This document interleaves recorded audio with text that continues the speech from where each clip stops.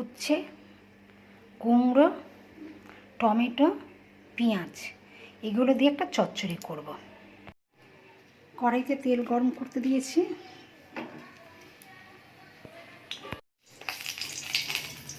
শুকনো লঙ্কা দিয়ে দিয়েছি।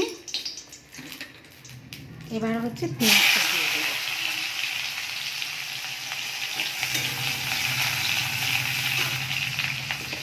এর সাথে সাথে উচ্ছেগুলোও দিয়ে দেব।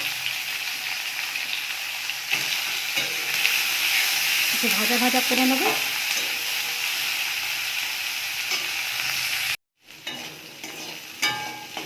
উচ্ছেটা ভাজা ভাজা হয়ে গেছে হাফ।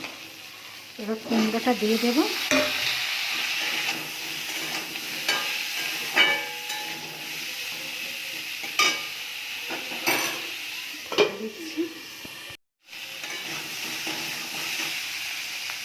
টমেটোটা দিয়ে দেবো।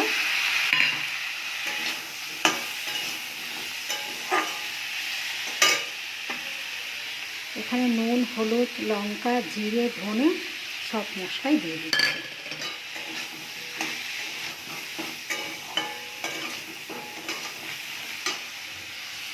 ভালো করে কষে নেব।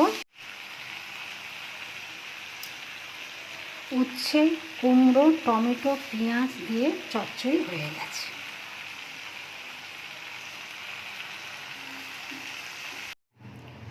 উচ্ছে কুমড়োর চচ্চড়ি হয়ে গেছে।